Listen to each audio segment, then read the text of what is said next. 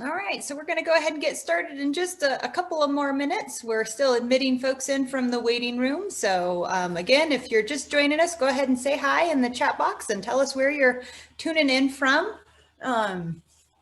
You can absolutely submit questions here. Thanks, Lorna. That's a great question. Yes, submit questions and comments in the chat box. I'll be monitoring that, and we'll use that to moderate a Q&A with Tris at the end of the presentation. But the great thing about these is that we've found that as you ask questions and type those comments in the chat box, a lot of times your fellow participants will have comments and answers and the same questions. So please do, as we go along through the evening, type your questions and comments into the chat box.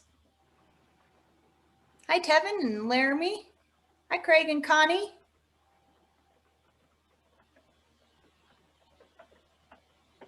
Hi, Melinda in Washington. That's awesome. It's good to see so many folks from so many different places here.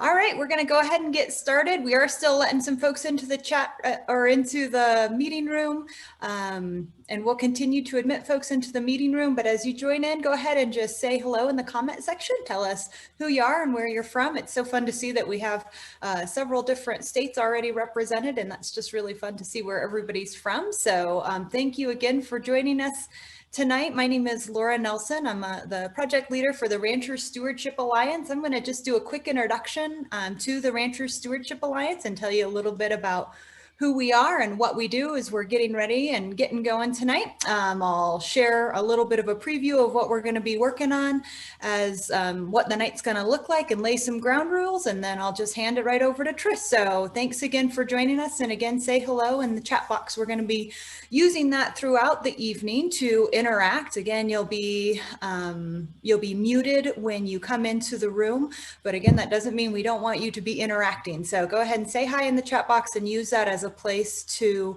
connect and ask questions and comment throughout the evening. So again, hello and welcome. This is an event. This is the second in our Ranchers Stewardship Alliance's Rural Resilience webinar series. And we are just so excited to have Tris Munsick with the Plank Stewardship Initiative with us tonight. If a lot of you are familiar with the Ranchers Stewardship Alliance, but if you're new to our organization, we just want to share a little bit about who we are and what we do. The Ranchers Stewardship Alliance is a rancher-led nonprofit organization based in North Central Montana.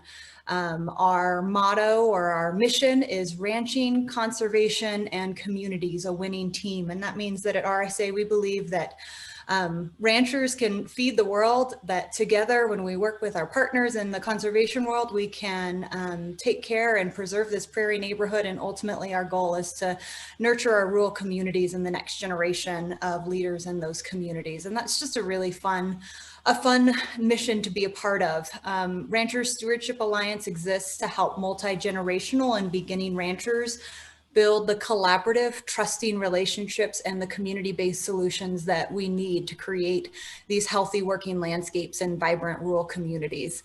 And so we're just glad that you're here tonight and that you're a part of that mission right now, because we believe that part of achieving that mission means that together we're always learning, we're always growing, and that we can be a conduit to share information with other folks. So that's why we're here tonight, again, in the second session of our Rural Resilience series. So thanks again for joining us.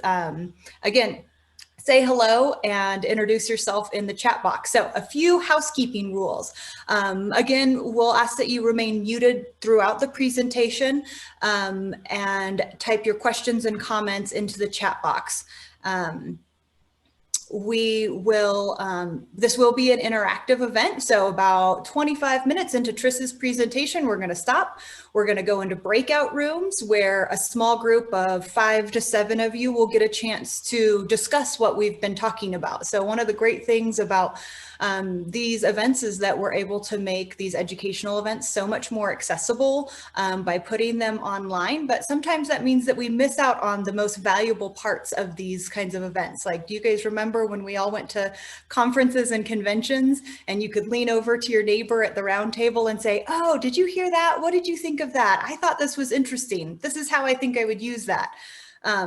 And so that's what we want these breakout rooms to be, is it's basically your chance to interact with some of your fellow guests and your fellow ranchers from across the nation that are here tonight, ask questions and share a little bit of feedback on Triss's presentation. So that's just a forewarning that we will put you into those breakout rooms a little bit later.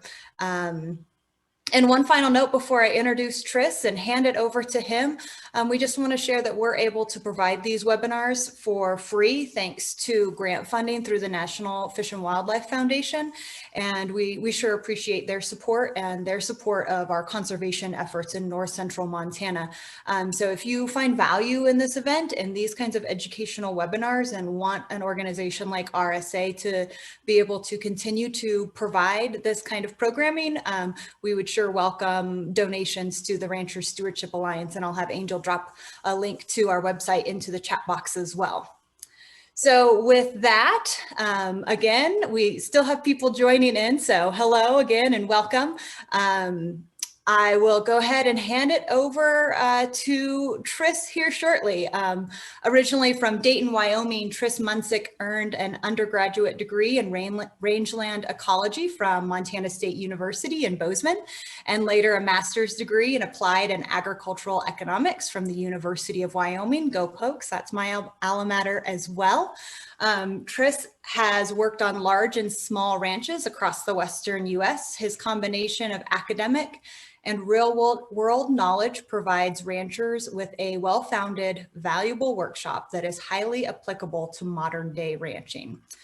And so with that, I'm going to turn it over to Triss to go ahead and get started. Triss, it's all yours. All right, thanks, Laura. And thank all of you guys for being here. This is awesome. I see quite a few familiar names entering the room. That's good to see. And a lot of folks from all over the place.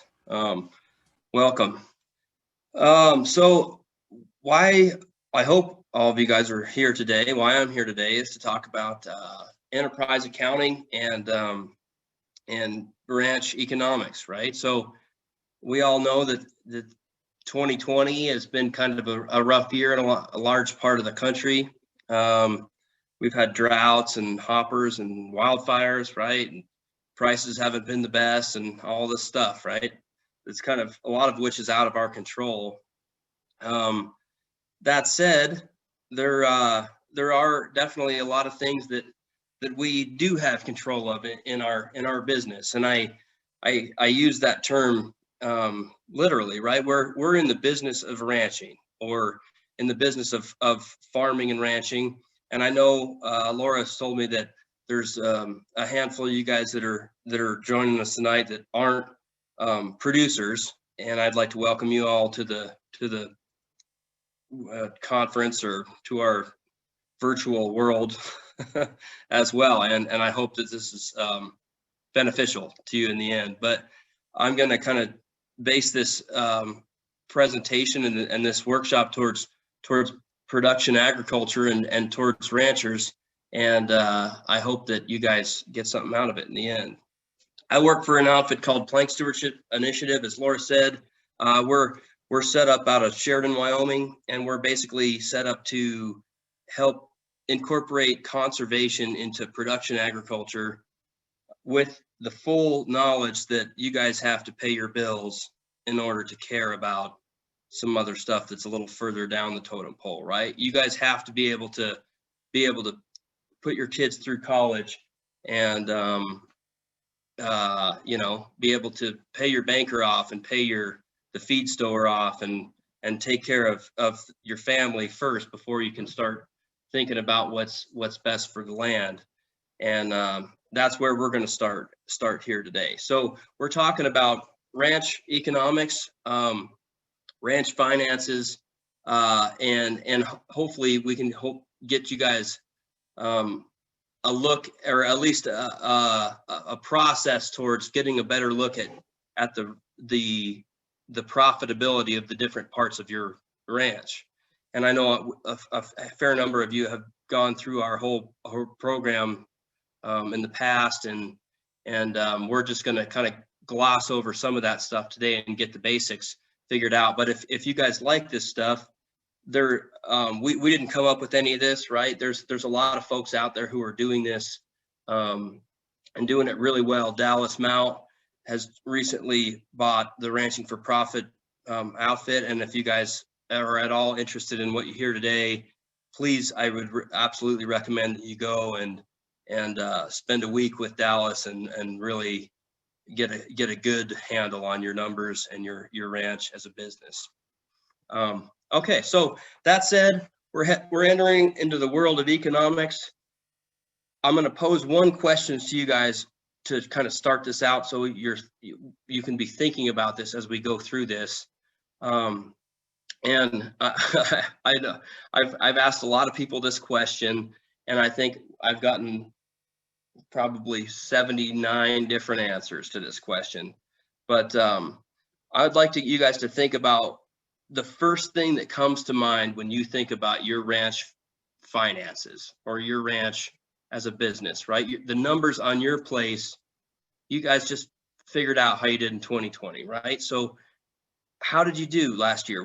When you're thinking about your numbers on your place, what's the first thing that comes to mind? Or how does that make you feel? And we'll kind of come back to that later, but if you want to post that in the chat room side of things, that's great. But at least have that kind of in the back of your mind as we're going through this. All right.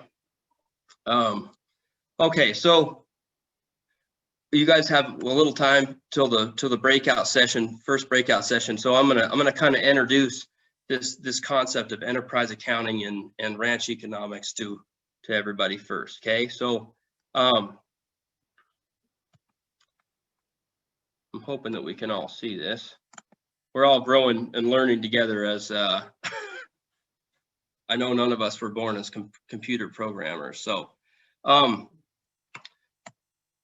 there's kind of three ways to think of your ranch as a business. There's finances, right, over here on the left. And what are you telling your banker, right? And finances is asking a very specific question, right? It's asking the question of, can I afford to do this? It's saying, can I get this done, right? So if I have in my sights 50 fancy bred black heifers that I really want to buy, and I go down to the bank and I talk to my banker and I say, will you loan me enough money to get this done? Or I go to my wife and I say, will you loan me enough money to get this done? Can I afford to get this done, right?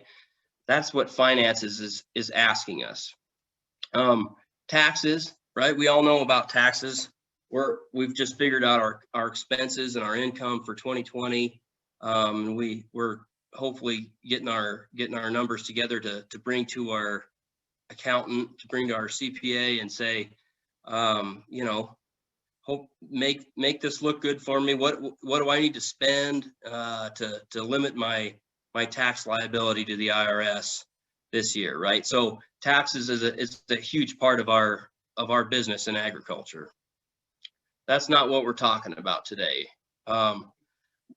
We are going to the world of economics. Okay, so economics, I think, is the question we're in the world that we should be entering first before we go to these other two questions, right? And economics is asking the question of, is it profitable, right?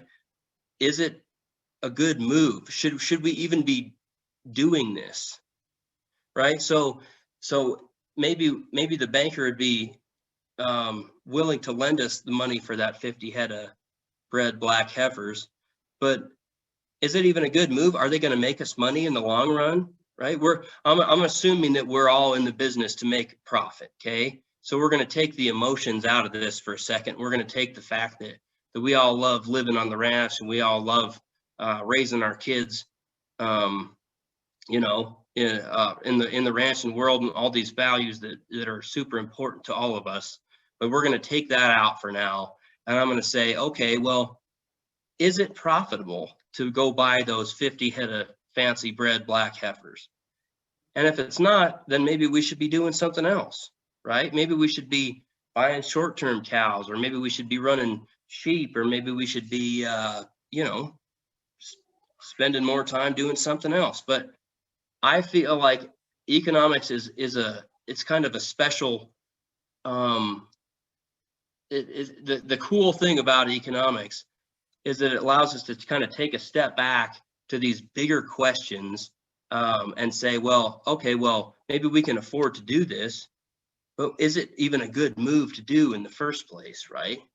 So once we answer that question, we can go back here and be like, okay, well, let's go back to our banker. We decided that buying those heifers is going to make us money. Let's go back to our banker and say, okay, well, here's our plan. We've decided that it is going to make us money. Let's move forward. And here's my plan to make this work, right? So I think that asking this question of, is it profitable, should be maybe the first question that we ask ourselves when we're doing these big management activities on our ranch, right? So the process that we're going to go through to be able to figure that out, right, to answer that question is called enterprise accounting. And enterprise accounting is basically, we're going to break out these different businesses within our ranch to determine the profitability of each one, how each one contributes to our bottom line. Okay, so we're going to, for example, if it costs us, you know, $120 a ton to put up our own hay, is the market price lower or average, or lower or greater than that on average, right? Is there a possibility to make money by putting up more hay and selling it to our neighbor, or should we be maybe selling our hay and equipment and buying hay in if it's costing us too much money to put up our own hay, right? These just kind of these simple questions by saying, okay, we're going to take all this other stuff out of here for now, and we're going to say, okay, well, let's just look at the numbers for now. How much is it actually costing us to put up a ton of hay, or how much is it actually costing us to develop these heifers, right? Or anything that we're trying to figure out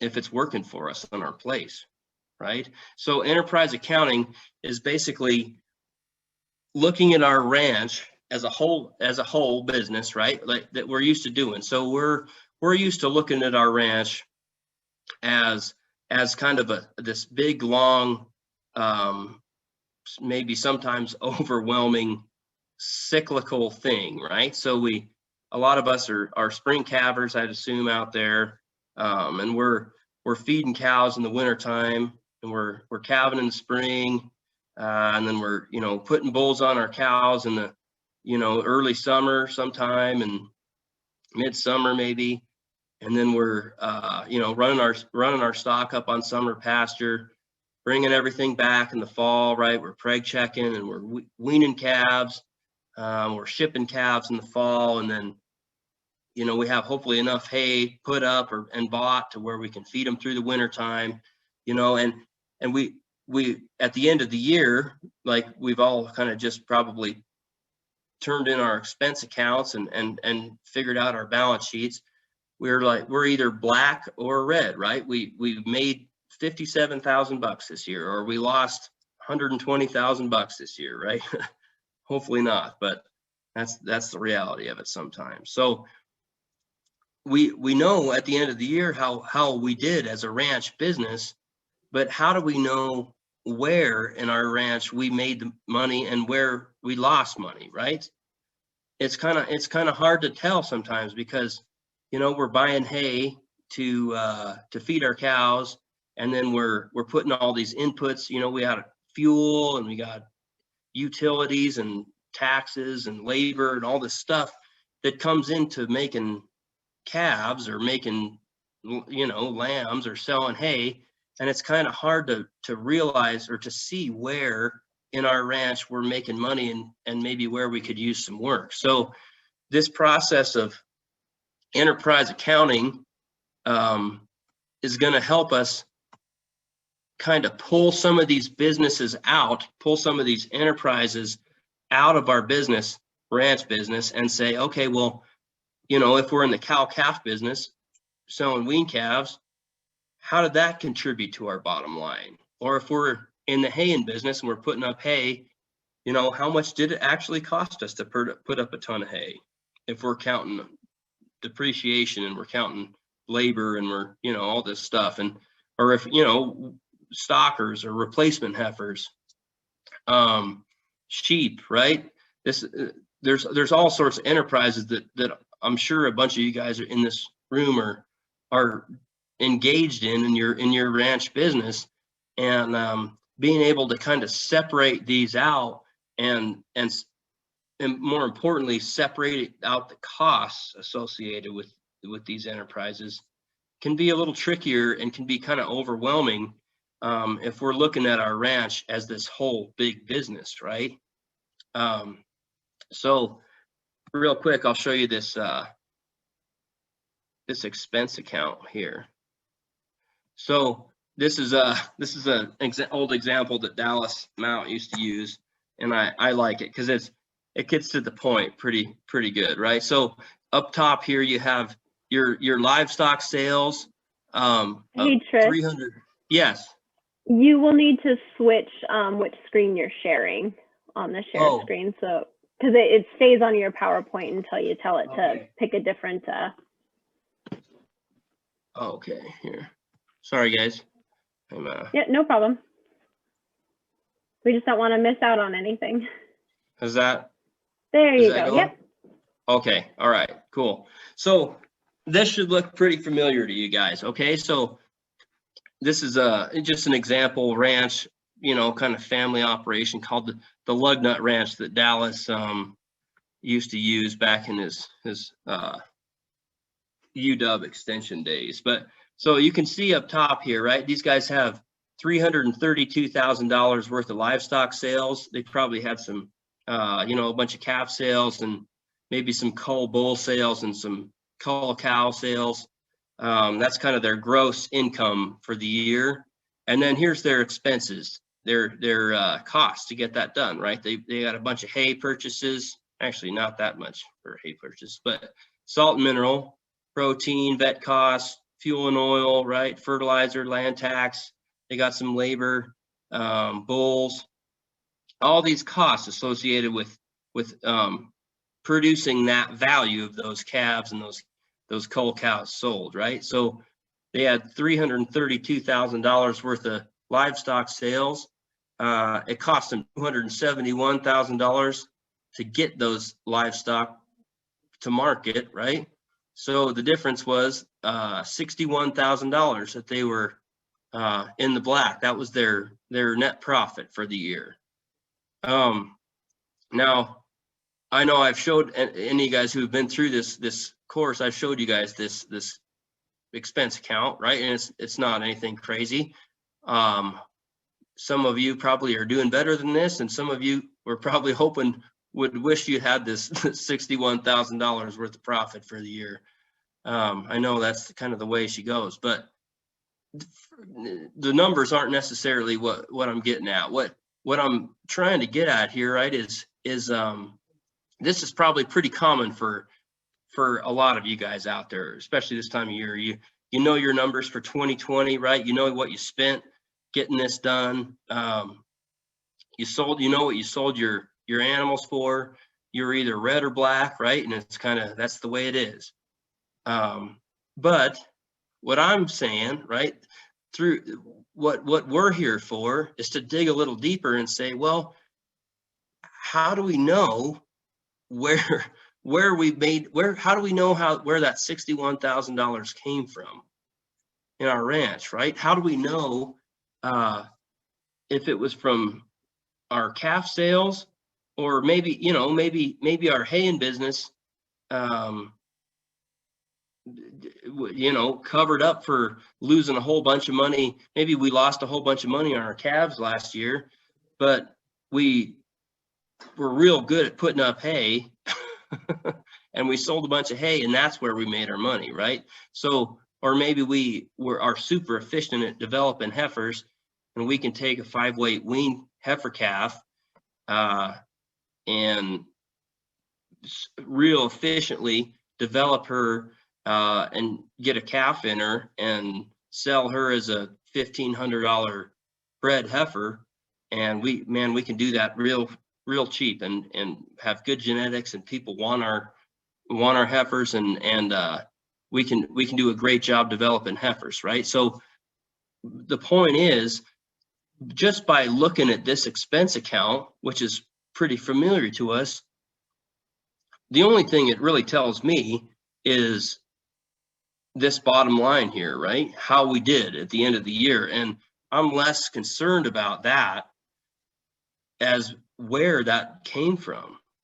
Where in our business are we making money, and where do we need to put a little more attention to, right? Maybe we shouldn't even be doing some of these enterprises we're doing, or maybe we should be scaling some up, or maybe we should be doing more to diversify and try to negate some of the risk we got going on, right? But my point is that just looking at this stuff, this expense account is not necessarily telling us all the information that we should have in order to make good, informed management decisions on our ranch. Okay, how long is it? Okay, I know it's a breakout session right now. So our question that we're gonna ask you guys, as far as you guys are gonna head out into your breakout rooms with a handful of other folks, and please don't be shy. We don't have very long. It's just about 10 minutes. And if anybody wants to start, we'd love for you to break the ice. We know how these things can go. But our question to you guys is, what are the top enterprises in your ranch business? Or actually, just what are the enterprises that you think you're engaged in your ranch business?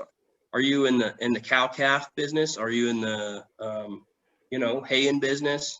If you were to break out the different parts of your ranch and try to ask yourself, well, what's it costing me to do this? What's it costing me to do that?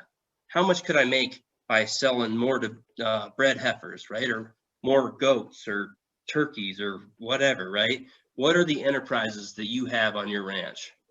And if you wouldn't mind just introducing yourself first and just kind of saying where you guys are from and what you're doing. And then just lay them out there. We'd appreciate it.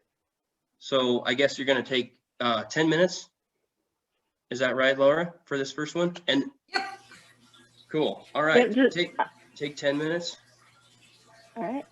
Oh, I'll let Laura's going to tell me if I'm doing anything wrong here.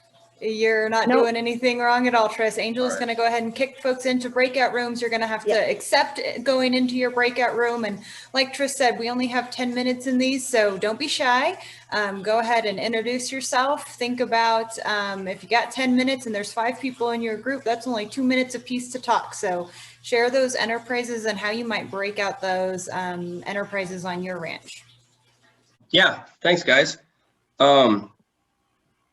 So I'm sure, as most of you guys have probably realized in the last 10 minutes, there's a whole lot of different enterprises out there, right? And there's a whole lot, most of your guys, you probably have some common threads within your operations, but we got a whole lot going on as ranchers and farmers in our line of work.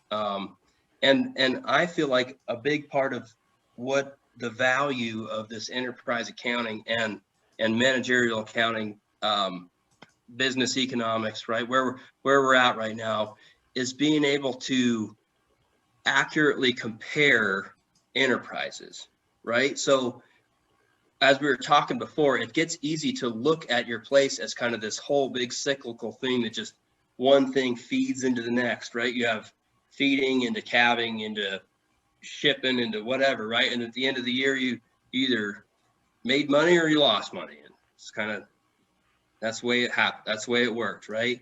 But being able to kind of pull these parts of your operation out and say, okay, well, man, seems like year after year, we're pretty good at developing heifers, and we do really good selling these bred heifers down the road.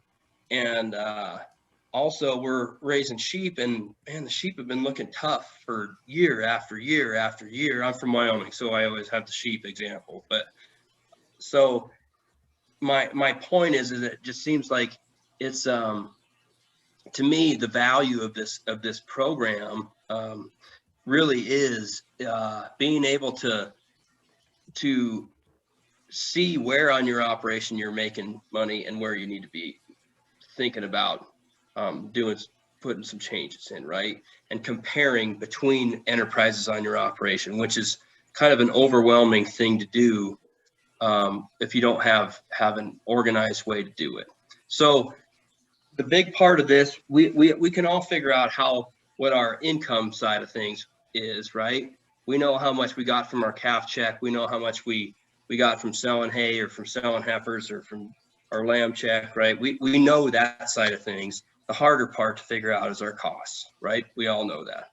And so I'm going to go through kind of the different types of costs on our operation real quick, and then we're going to go to another quick breakout room, and we're going to wrap it up. But my question to you guys going into this cost section is basically what do you think the top costs are to your operation?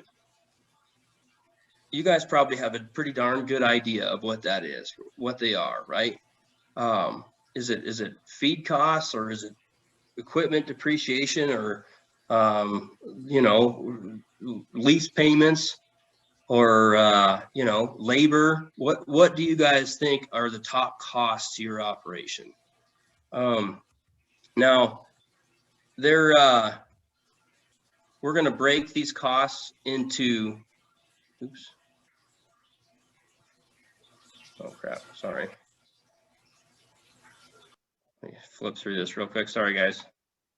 Okay, so we're going to break our costs and our operation into two sections, okay? So overhead costs, or economists will call them fixed costs, remain relatively constant regardless of our production level.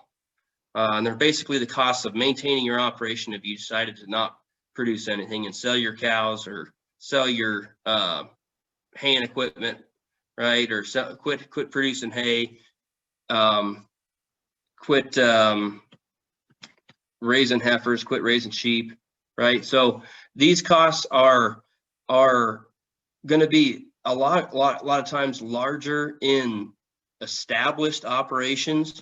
Those of you guys who are inheriting a 6th generation family place with 3 different headquarters on there and a whole bunch of equipment, and all this kind of stuff on there that you're having to maintain and replace, and you have 2 hired hands, that's your overhead costs are probably going to make up a large percentage of what you're going to be paying on an annual basis. Normally I'd ask you guys to throw out what you think some examples of overhead costs are, but since we're pressed for time and I can't hear what you're saying, I'm going to just go ahead and put down anything associated with labor, equipment depreciation, any kind of depreciation, taxes, anything with land or labor is going to be pretty much in the overhead cost section of things. Okay, so think about it. If you have 1 or 10 cows and you're just getting started, and you build a shop or build a calving shed, right? That shed's depreciating out. You have some land taxes to pay. You have some, maybe you buy a tractor, right? And that tractor's depreciating out, and you're paying on that. You're paying yourself, right? You're paying yourself a wage.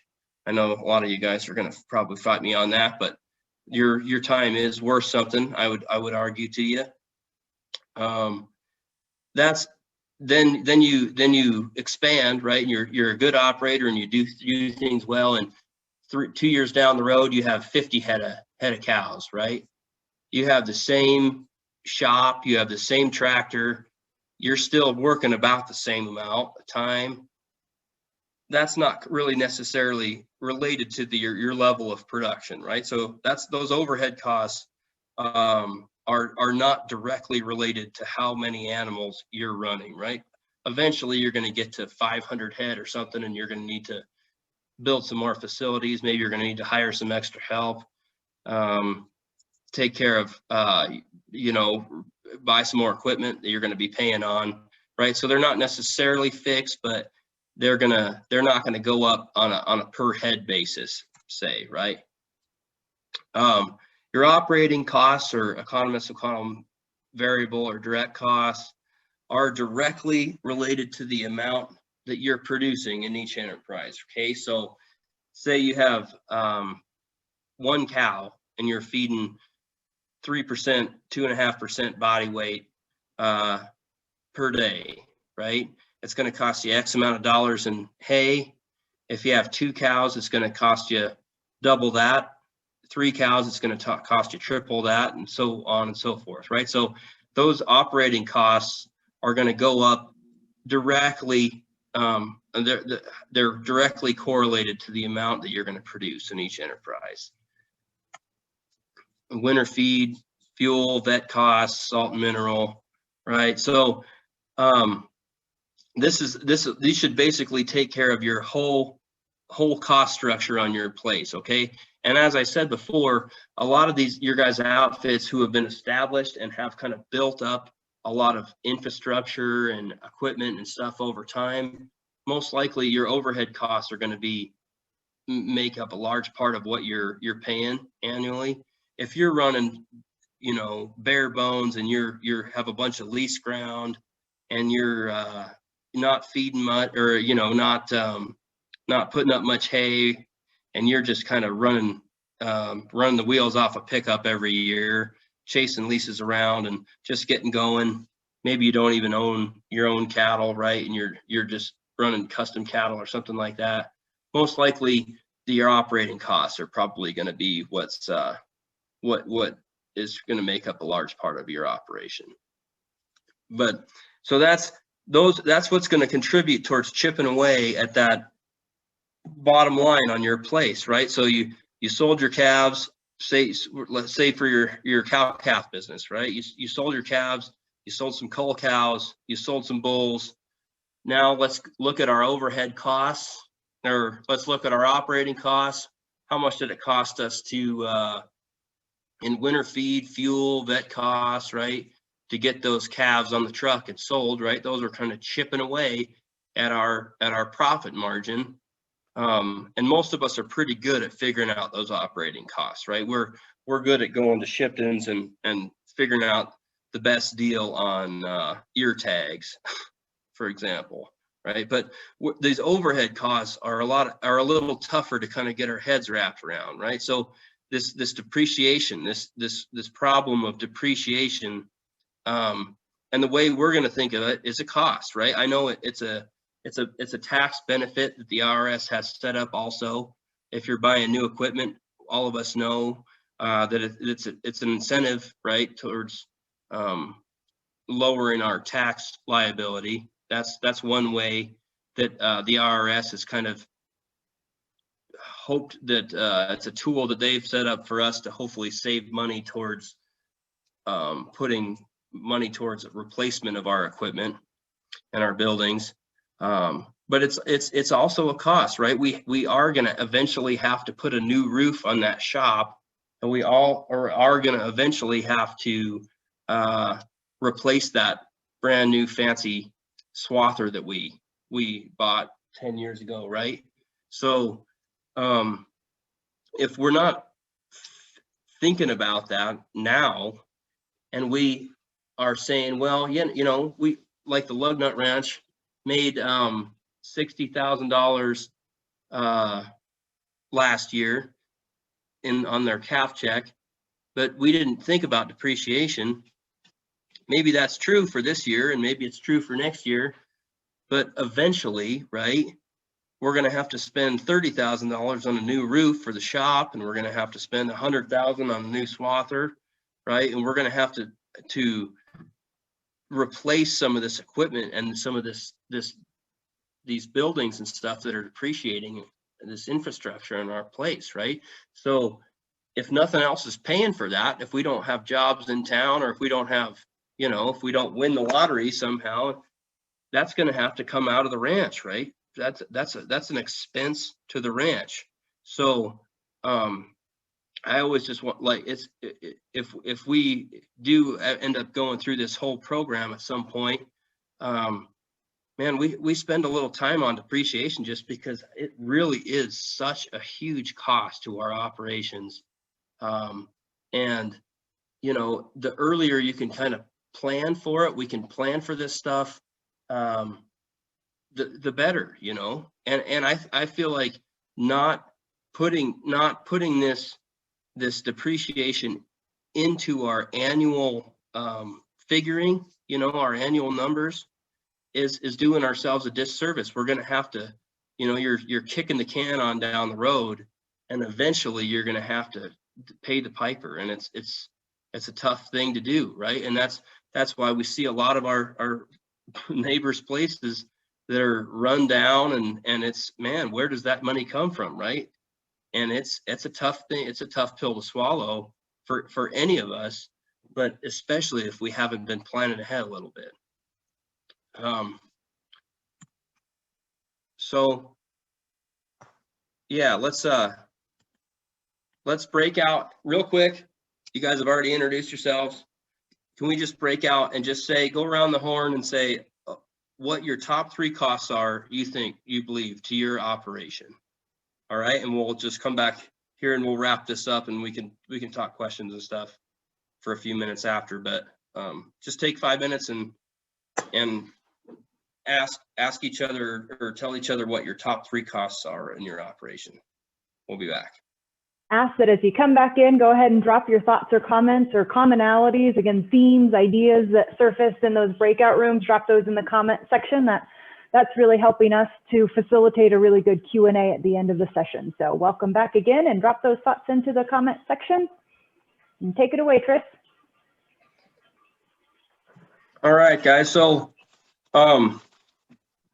just real quick, we were just visiting about, I may have not, let me take 30 seconds and explain this concept of breaking out these enterprises on our place, right? I kind of might have rushed through it a little bit, but if you think if you're in the cow-calf business, right? So you're raising your own replacement heifers, and maybe you're putting up your own hay, and running some yearlings, say, right? So you might think that you are in the calf business and then in the yearling business, right? But what I'm here to say is, I think that you're in the replacement heifer business also, right? If you're keeping your replacements back, you're making a conscious choice not to sell all of your heifer calves at weaning, right? You're keeping those heifer calves. You've lost the chance to make money off those heifer calves, right? So you've kept them back, and you've put bulls on them. You ran them for, you know, a year and a half, and you've hopefully got them bred, right? And you've developed this heifer, and you've added value to that animal. It's cost you X amount of dollars to get her there, right? So I would argue that you're in the heifer development business also, regardless of the scale that you're doing that as, right? Because you had the opportunity to sell all those heifer calves off. You said, no, I think I can do better, which is basically what we're saying to ourselves by keeping those heifer calves back and develop them as bred heifers. You're saying to me, by doing that you are doing better as a business by keeping those heifer calves back, right? And developing them and producing a bred heifer, right? So You could be buying in those heifers for X amount of dollars, for $1,500. Maybe it's costing you $1,600 to develop those heifers, right? Those bred heifers. It's costing you $100 more than market value to do that. Maybe it's worth it, right? Maybe you have your genetics that are suited for your herd. You have those cattle are adapted to your ground and your place, and you know what you're getting, right?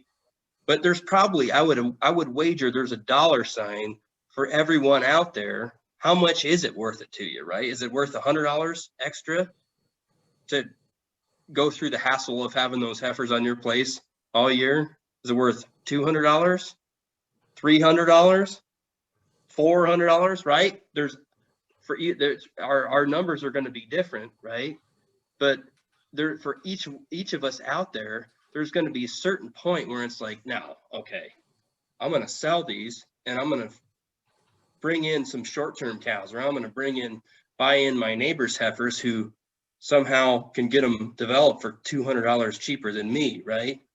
But that's the question. These are the questions that we're asking ourselves with this enterprise accounting, and saying, okay, well, maybe it is. Maybe we're the ones who are really good at developing these heifers, right? And it's costing us $800 a piece to develop these girls, and they're worth $1,500 a piece on the market.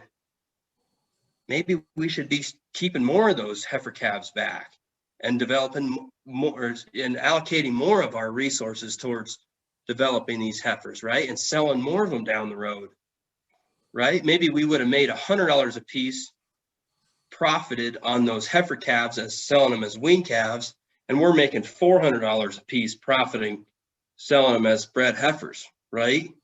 Those are the kind of comparisons that we're able to do by using this enterprise accounting, right? So we're be able to compare these different parts of our business, right? So you're not necessarily, you're getting a check for developing your own heifers that you're incorporating back into your breeding herd, right? That might be an economic cost or an economic income stream, right? It's not a cash cost to your operation, but it is a cost though, right? Because it's an opportunity cost by not selling those heifer calves down the road as wean calves and keeping them back. You lost the opportunity to do that, right? And you're saying to yourself, hopefully on purpose, saying we're better off by keeping these calves back and developing them as heifers and recruiting them back into our breeding herd back down the road, right? It's going to pay off. It's the right move for us, right? It's a profitable move for us to do that. That's what we're trying to get at, right? Not necessarily, can I afford to do it? Maybe I can afford to do it, and I'm losing, I'm making money somewhere else, and I'm losing my butt doing these heifers every year and bringing them back into my herd, right? But I can't really tell because my calves are making me money on the other side, So what we're trying to do is break those kind of windows of our operation, break those pieces out and say, man, am I better off by selling them all as calves and buying in somebody else's heifers? Or am I better off raising my own, right? That's a vital question we should be asking ourselves. We shouldn't just be doing it because that's the way we've always done it, right? That's not a good reason to be doing things because it's easy and we don't have to make any changes, right? That's not how, I don't think that's how we should be running our businesses myself. Like, I want to do things on purpose. This is a conscious decision for me to do this. I think this is the best move for my operation, right? And maybe it's not totally profit. There's other stuff that has to come into it too, right? Buying somebody else's hay in, say, right? Are we spreading weeds around? We know what we're getting when we're putting up our own hay. Maybe there's risk to bringing other people's hay in, but at a certain point, right? It's costing us X amount of dollars to put up our hay. How much are we willing to pay to put up our own hay versus buy in our neighbors if it's cheaper, right? There's probably a break-even point for all of us. And all I'm saying is, with this stuff, it's about being able to make more informed management decisions, right? And so Dallas and his buddy of his, Aaron Berger out of the University of Nebraska, developed these cool spreadsheets. They're on Excel. They're public domain. They're free to any of you guys to use. And they basically just break out your operation and help to kind of track your numbers, your costs, and your income side of things, and say, okay, well, here's my cow-calf operation. Here's my heifers. Here's my yearlings, my haying business, my land business, and kind of see how each one of those contributes to your bottom line. And it basically just has it broken out. Here's my gross income on this side, this tab, right? And then we're going to go into all the costs associated with producing that value, right? Here's how much a ton of hay costs. Here's how many tons we produce. Our haying business made $100,000 this year gross. And then we're going to start chipping away at that, right? And then we can see at the end how our haying business did, right? And it might be an economic cost. It might not be a cash cost. We're not actually out there selling hay necessarily if we're feeding it on our place, but we're just trying to see, are we better off buying it from somebody else? Or are we better off putting it up, right? How much is it actually costing us to put it up? And I think those kind of questions, it's not the end all to your operation. There's a lot of other stuff that you got to think about. But man, to me, it just makes sense to start there, right? To strip away that other stuff and be like, well, it would be nice to know how much it's costing us to get to produce a pound of steer calf. I sold mine for $1.60 a pound last year, whatever. How much did it cost me per pound to get them there, right? And then you can bring all that other stuff back in and be like, okay, well, I love being here. All these other kind of non-tangibles and other stuff that's going on, you can bring it back in. But I think it's important to be able to strip that away for a second and say, okay, well, from a purely profitable standpoint, where are we sitting right now? And how do we move forward with that information, right? How do we, if we know where we're standing now, it's a heck of a lot easier to make management decisions, informed management decisions for our ranch moving forward,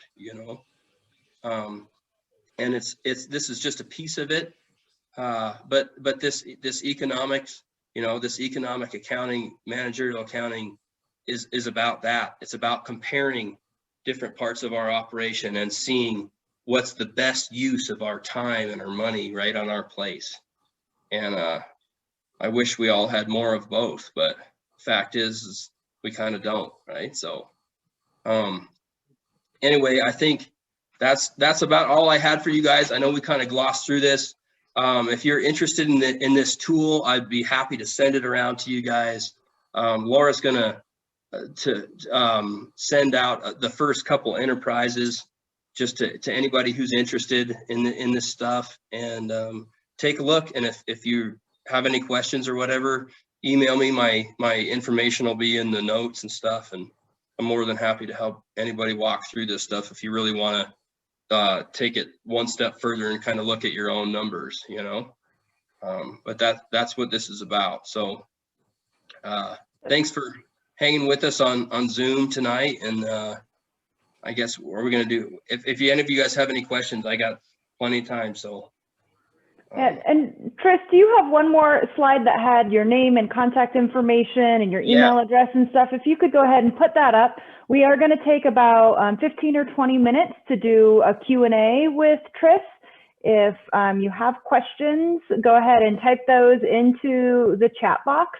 As you know, I'll just share that, Tris does a 3-day workshop, 3 sessions to work through this, and we asked him to cut it down to 40 minutes. So do take him up on that offer to call him up to dive a little bit deeper. You'll see those Excel documents in the chat box that you can download right out of the chat box there, and take a look and just kind of poke around in some of that kind of more detailed enterprise accounting.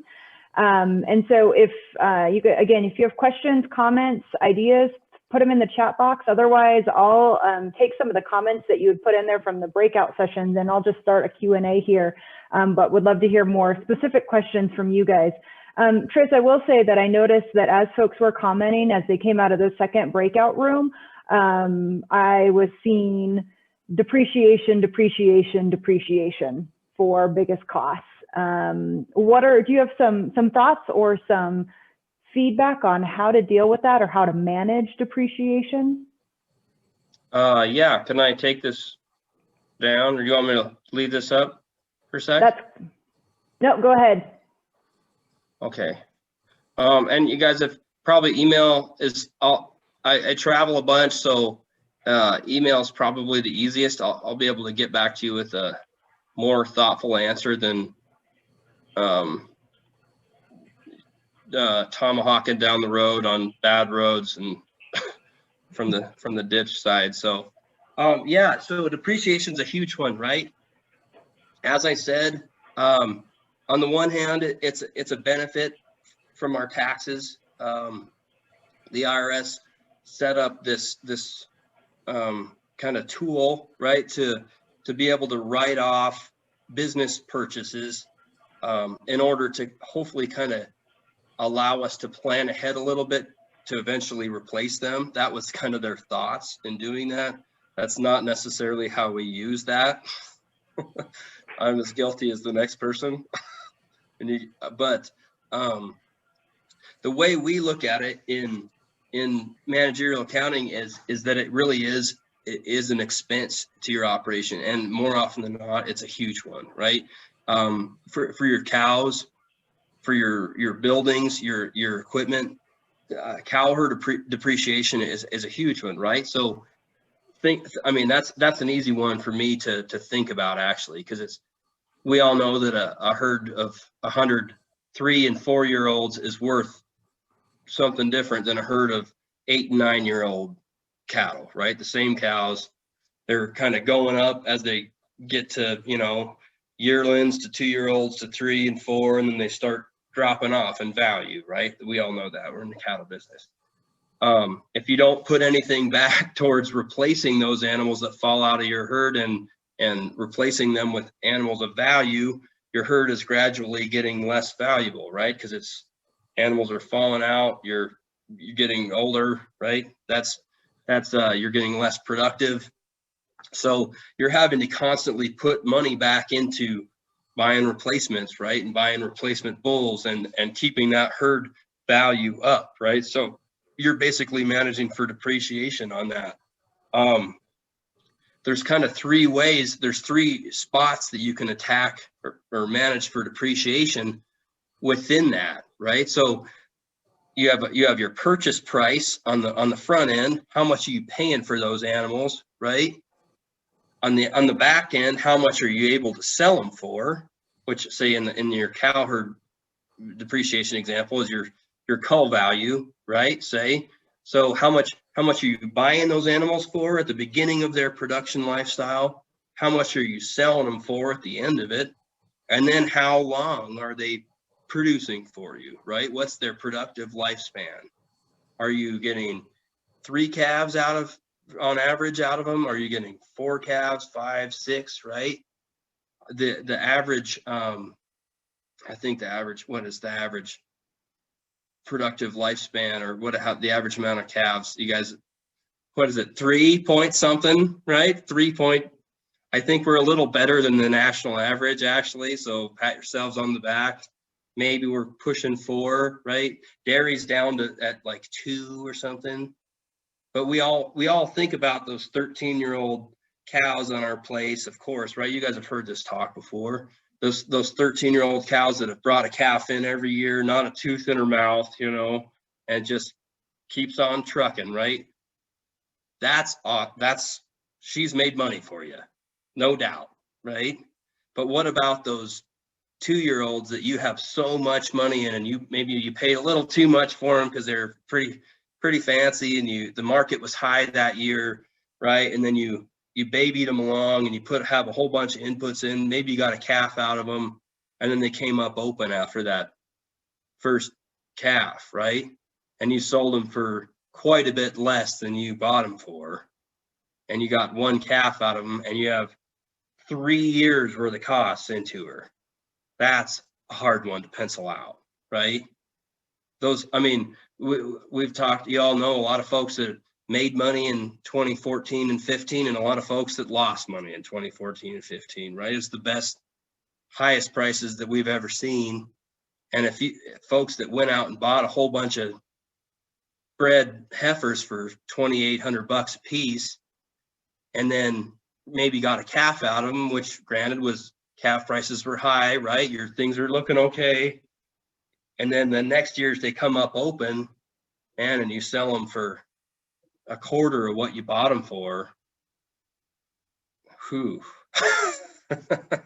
That's rough, right? That's depreciation at its finest. That's not a depreciation curve like this. That's a depreciation curve like this, right? I mean, coming back from that one is hard, right? So managing for depreciation, the purchase price, what you're paying for them, right? If you can get a good deal on those animals, maybe you're paying for short-term cows and you're buying cheapo cows on this end and, you know, fatten them up and get them bred, and you get a couple calves out of them and sell them, right? You manage for depreciation on the front end.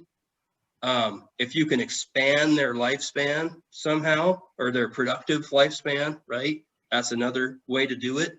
Those 13-year-old cows who have brought in, you know, 11 calves year after year, right?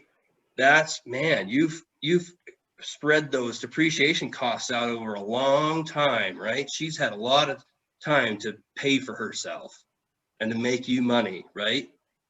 That's another one. And then managing for that value on the back end, right? So that Lassance Ranch out of Dillon, Montana, Grace King manages that place. If you guys ever have a chance to hear him speak, he's awesome.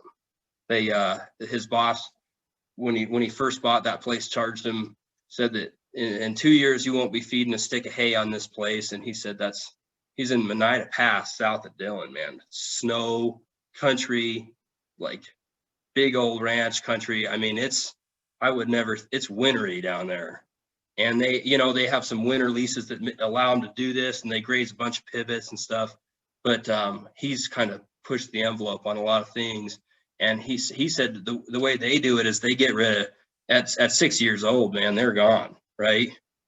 They get them bred, hopefully, right?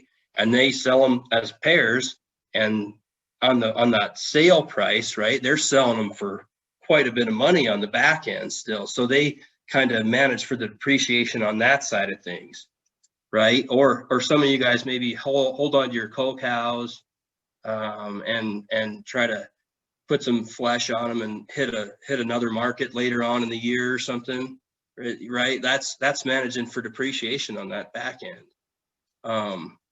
There's all sorts of ways to do it, but man, I think the first step towards that is just acknowledging what a huge cost it is to our operation. I mean, man, if there's ever a thing to spend some money towards, or spend some time thinking about, you know, is trying to manage for that stuff, because it is long-term costs that really do affect the long-term sustainability of your operation.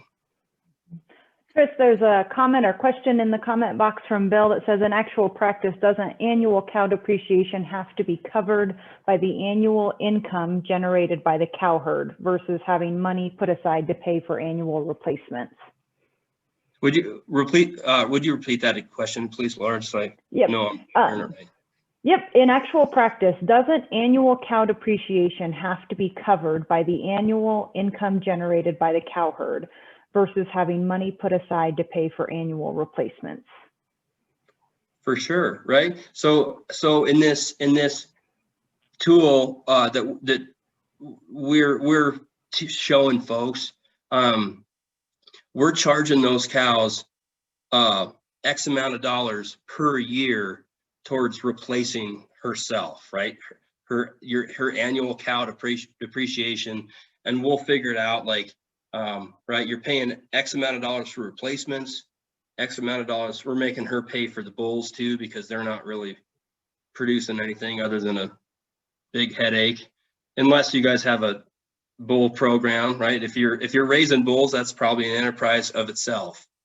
But so we're making her, you should make her pay for her eventual replacement, right? Not all in 1 year, but she's got to pay for a chunk of that every year, right? So she's got to pay for that cow herd depreciation every year. And you're buying, say, you know, you're replacing at 12 or 15% a year, right? Those animals that are coming in, nobody else is paying for them, right? Those cows got to pay for them that year, because that's a cash cost to your operation that you got to go ahead and write that year, right? Or you got to get a note from the banker to cover that, right? So those cows are having to pay for that every year. And I feel like that's it's an easy one to kind of gloss over, but in reality, that's 100% cash cost to your operation. Yeah. Chris, we also had a comment after the first breakout room that said that they started a custom grazing enterprise and realized what an advantage it was to have a non-commodity based enterprise. Can you talk a little bit about what it might look like to diversify your enterprise mix, considerations? Yeah, I mean, yeah. So, I mean, I think I'm sure a lot of you guys have a lot of cool stuff going on. So the diversification thing is an interesting question. I feel like, and I'm no expert on that stuff by any means, or on custom grazing, but I will say that, man, one for sure benefit of that I have seen just anecdotally around our country is with these increased droughts and increased wildfires that you got to think about. I feel like having something a little more flexible, like custom grazing, or, you know, bringing in yearlings and stuff like that, as a part of your operation, really does seem to, I mean, it allows you to have more flexibility when you need to either liquidate something or just pull the trigger and say, hey guys, I'm sorry you're not coming on this year. We didn't get the rain this spring. It's an easier thing to do than liquidating a third of your cow herd at an inopportune time, right? So that's off the top, that's a huge benefit, no matter what, of diversification. And it's just disaster and drought management that's a big one, right? And there's a interesting guy named John Ritten, who's a professor out of University of Wyoming, and he has a bunch of work that he's done on how diversification has basically helped save a bunch of these places by maybe destocking a few of your cows, cutting your cow herd back a little bit, and trying some other stuff, and how the flexibility that allows you to do. Maybe you don't capitalize on the highest of the highs when the cattle market, is as high as it can possibly be, but man, you're not really getting kicked in the teeth when it's the lowest of the lows either, right?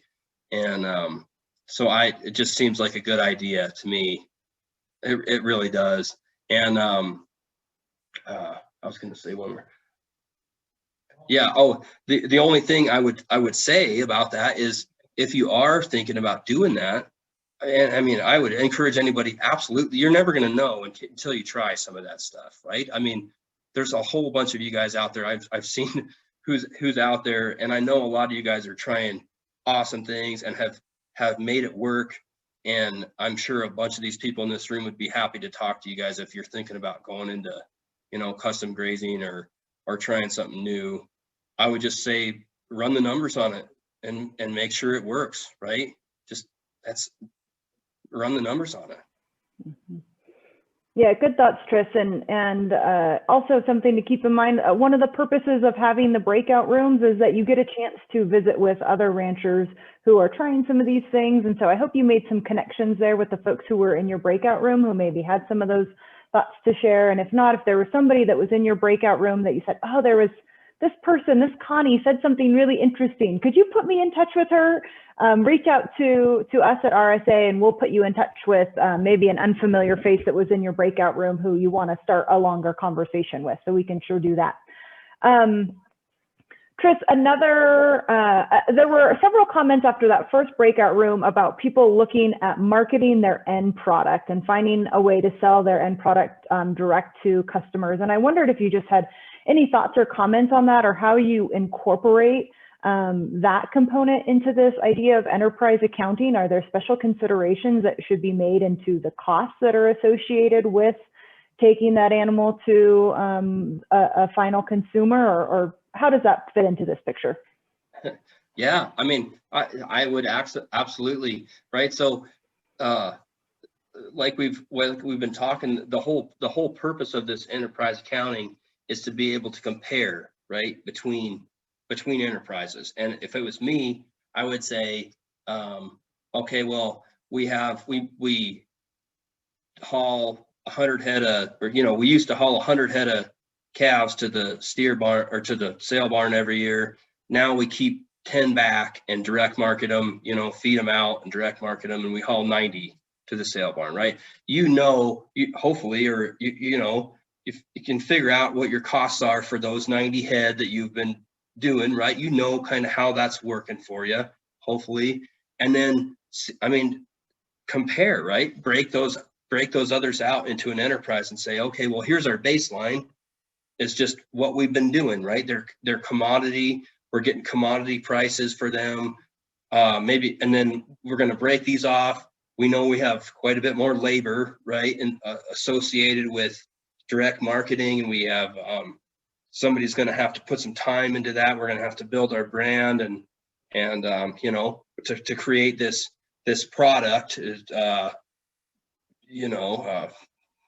Tyrell Albrecht grass finished beef, right? We have these 10 calves, and maybe it's not going to happen overnight, but you try to get a kind of a sense of what those extra costs are. And, it's a personal thing. I mean, because it is going to be more labor, and it's going to be probably more time consuming and stuff. But I mean, it's cool though, right? If it's something that you like to do and it's something that's working for you, maybe kind of start small and build it up. Dave Pratt would say, if it works for you, cut all the dead wood off and just go for it. I don't know if I have the guts to do that myself, but I would say, man, just start small and see if it's something that you really want to do, and see if it works for you, and run the numbers on it, and the other thing I would say, just with all of this stuff, and that included, is when you are looking at your numbers on your place and you're looking at your costs, don't just take a snapshot, right? I mean, it's hard just to take a snapshot of 1 year. Even prices are fluctuating. We're in and out of droughts, and feed costs, input costs are fluctuating, right? So try to look at your trends a little bit, which is a little tougher to do if you're starting a new enterprise. But I mean, look at it first and get a kind of a ballpark estimate, and say, okay, well, I'm going to be fair to yourself on the labor side of things, and I'm going to add all this stuff in and say, here's what I think it's going to land. Try it for a year and see how it goes. You're never going to know until you try it.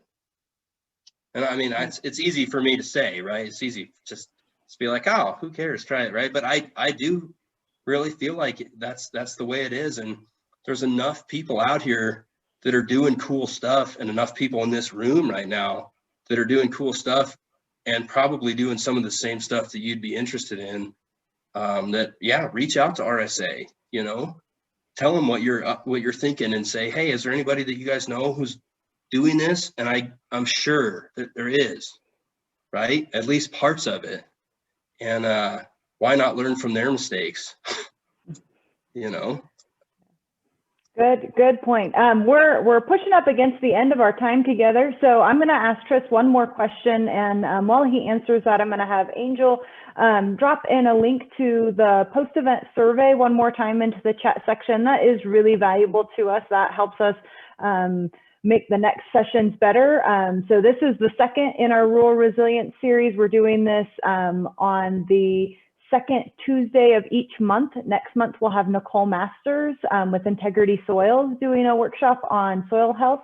And then after that, we'll have Dallas Mount with Ranch Management Consultant talking about cell grazing. And then we'll round up the series in May with our own RSA Board President, Leo Barthelmess, and Todd Parker with Vents.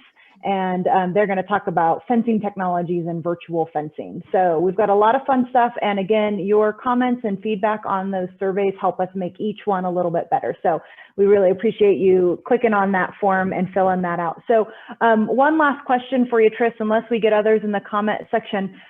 Your comment at the very beginning was this idea of that sometimes we look at the ranch as this like just big, overwhelming cycle of like never ending tasks and costs and all of these things. But, you know, I think when we open up this Excel document of enterprise accounting, that can feel a little overwhelming too, right? So tell us, what's the first best step? If something that you've said tonight has caught somebody's interest, but it feels like, holy cow, how do we even start calculating these numbers? What's the first best step to walk away with tonight? Yeah, I definitely understand the hesitancy there. I mean, I grew up. I have never really been a numbers person myself. I'm sure some of you guys are so far ahead of me with both Excel and just math in general, right? I had to struggle through math my whole way through, but this stuff it really isn't that hard. You guys are. As producers, you're good at just doing most of this stuff you can just do in your head as you're sitting there counting cattle through the freaking gate, right? I mean, like, you can figure this stuff out. It is nothing any harder than that. It really is not. I mean, you're figuring out vaccine doses and whatever, right? I mean, I would say the first step would just be to get some of this information down and really to start thinking about it as enterprises, right? As different parts of your operation and saying, okay, well, does this heifer development or is this hay in business? Like, what are my costs associated with that? Maybe just break them out on a piece of paper at the kitchen table with a cup of coffee and say, okay, well, here's how much hay we put up. Here's how much per ton on market value. Here's what we could sell it for. Here's what it's worth. Here's how much I think it costs us to put it up. Just that, right? Just do the same thing with your calves. Here's how many cows we have. Here's how many calves we ship. Here's our calf check. I think here's about how much it cost me for grass and hay, right? I mean, even just kind of breaking them out that much. I do think it's about the process in this stuff and not necessarily getting it down to the nickels and dimes and, you know, getting those tiny details figured out, but the process of breaking these different enterprises out and different parts of your ranch and saying, man, is this just even without numbers, is this working for me? And just off the top of my head with a piece of paper and an hour at the kitchen table or 10 minutes, like, man, it's, you have your gut instincts on this stuff. I know you do. And you guys know your places, man, inside and out, right? You'll don't get bogged down on the details on this stuff.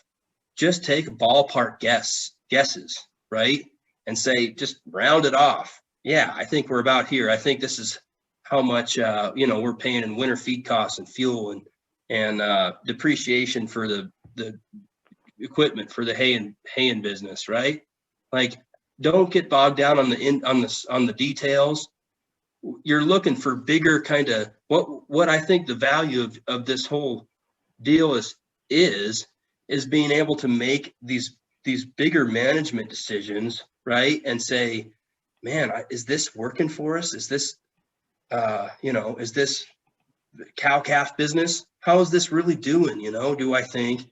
And then you can kind of narrow it down. And if it's something that you're interested in and you kind of build this, feel like it's something worth doing, and you do want to do the whole like an enterprise analysis, man, grab the Excel sheet. It does all the math for you. You know, it does look kind of scary at first, but it's all information that you have on your place.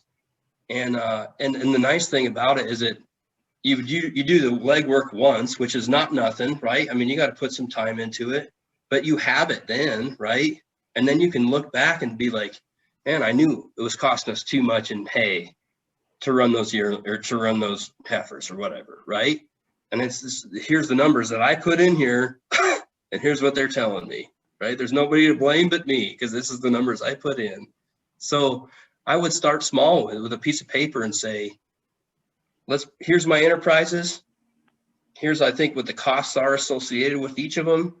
And here's how I think I'm doing on each of them. And I think that just in itself will answer, you know, you'll have more questions come up than answers, which is a good thing. But that's what it really is about, is doing this stuff on purpose and figuring out if it's working for you, and not just because, you know, our dad did it and our grandparents did it, right? Because what worked for them might not be working for us now. The world's changing, and we gotta change with it, right?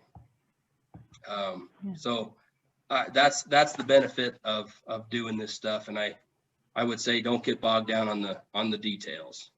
That's where I'd start. Really good advice. Thanks, Tris. And thank you again for joining us tonight. Thanks for sharing and for asking good questions. Thank you all for being a part of tonight's event, and thank you for sharing. And just congratulations to each of you for taking the time. I know it's hard to make time to do these kinds of things and to sit down and ask yourselves these questions. And so just like if you're with your partner or a friend in the room, give each other a high five or a pat on the back for investing in yourself and investing in your business. And if you're watching, you know, give yourself a pat on the back or a high five that says, hey, you're investing in yourself and in your business. And when you invest in yourself and in your ranch business, it makes a difference in our rural communities and on our larger landscapes. Because again, we go back to that RSA mission statement, ranching, conservation, communities, a winning team. This all goes hand in hand. So when you guys are successful on your ranches, our ecosystems are healthy, our landscapes are healthy, our rural communities are healthy. And so you're investing in something bigger than just your own ranch's success. So just like thumbs up to you all for taking this time tonight. Thumbs up to you, Tris. Thanks for joining us. We did record this session, so we'll email out the recording. If somebody who you know didn't get to join us, but you think they would enjoy it, you can share that. And again, we dropped that survey link in the chat box. We'll send that out in an email as well. So with that, we will close out, and we'll look forward to hopefully seeing you again next month with Nicole Masters. So thanks, everybody. Have a good night.